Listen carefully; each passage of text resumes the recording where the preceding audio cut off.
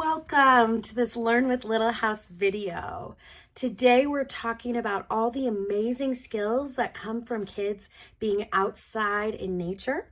Most importantly, how does outside time help with things like tantrums, right? It seems like a big leap, but I promise you it's not. Thanks for being here. If you haven't already, please take a moment to like this video, share it with another parent that you think might benefit from it, and subscribe to the channel. It really helps the Learn with Little House team and gives me a lot of great insight and feedback into what people are enjoying and what's not working so great, okay? Also, in the show notes below, you'll find links to tons of our freebies, which I will talk more about as well towards the end of the video. So thanks again for being here. I'm coming to you today from beautiful Colorado. Colorado has a real culture of loving the outdoors, and a lot of places around the country have similar philosophies and vibes. We're very crunchy, as my best friend says. She's not from Colorado, but I think it has some real benefits. And that's a real value of Learn with Little House, is that the natural world has so much to teach us and is such a part of who we are that we need to be helping to integrate it into our kids' lives as well, because there are numerous benefits, okay? One of my references, which I don't often talk about in my videos, but this area of interest has grown for me out of a really seminal book. And if you haven't read it, I encourage you to. I will link it below. It's called Last Child in the Woods. It's by Richard Louv. It's a very old seminal text, but it just talks and provides a ton of research about why being outside is so good for our children. So if this is an area of interest for you, you can take a deeper dive.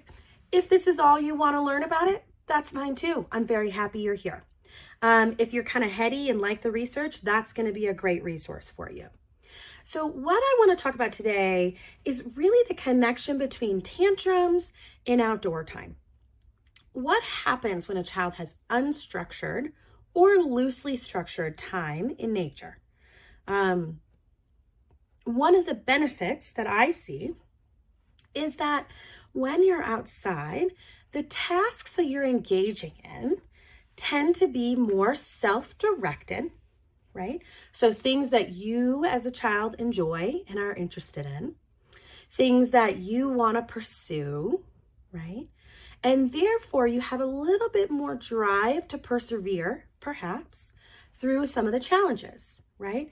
So if I'm looking outside and I want to learn how to climb that tree because, I don't know, seems fun, or my best friend is up in the tree, I have a little bit more interest, perhaps, in getting back up there when I fall the first time, right? If I can't figure out how to get my foot quite right on the foothold, I'm going to be a little more willing to try it again, perhaps, right? So by way of the activities that are out there, right? Playing with sticks, making mud puddles, looking at rocks, catching bugs, wading in a stream, all of these things that are readily available to us, even playing on a playground, are building skills for our children in a way that they may not even notice. So bonus, exciting, right? So instead of trying to work on something like perseverance in a math problem, which you will absolutely have to do, shouldn't say instead of, but in addition to, we don't have to say, well, erase that, that's not right, try it again, you're working hard, all those great comments, right? We can say, let's go outside and try to fill up those bird feeders, right? And let's talk about how we do this in a way that doesn't spill the bird seeds all over, right? Let's do a little trial and error, okay? Or watching them just simply climb a tree, right? And figure that out and get the confidence that comes from doing and achieving, right? The other thing about being outside that I just love for kids is that it's joyful, You're doing things that are interesting to you purely because they're interesting, right? Let's see if I can walk on this log. Let's see what happens when I kick over this. I don't know. Well, I was going to say the image that came to mind was beehive, but that would be a terrible idea.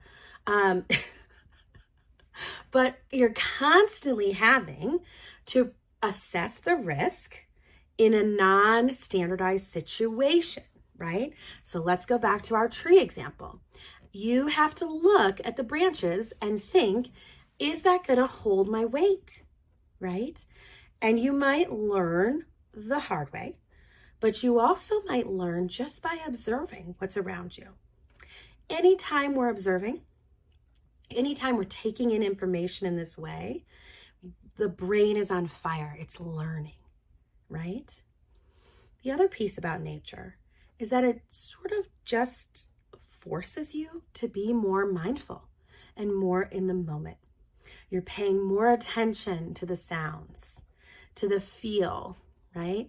Is it cold? Is it warm? You're more invested in those sorts of things because you're out there, right?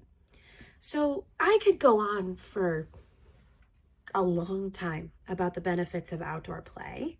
There are whole schools devoted to this. There are whole books devoted to this. There are some countries that do this so much better than the US does. And it's for good reason. And the outcomes are very, very fruitful. Okay. So the other and final piece that I want to say about this is that sometimes when parents hear things like this online or in a video, it becomes another thing that we should do. Get them more outside time, get them less screen time, get them more organic food. And I don't want it to be like that, right? And you don't need to take them on a 7-day long wilderness expedition. But perhaps we go to the park when we maybe wouldn't have. Or we spend a little time in that field when I thought we were going to just walk by it, right? And we let them have some of those unstructured times in places like parks, yards, if you're fortunate to have one, public green spaces, public hiking, camping, all of those sorts of things, okay? I'd love to hear your thoughts on what you think. Please send me a message or leave a comment below on what you enjoyed about this video. Again, I thank you so much for being here, and we'll see you soon.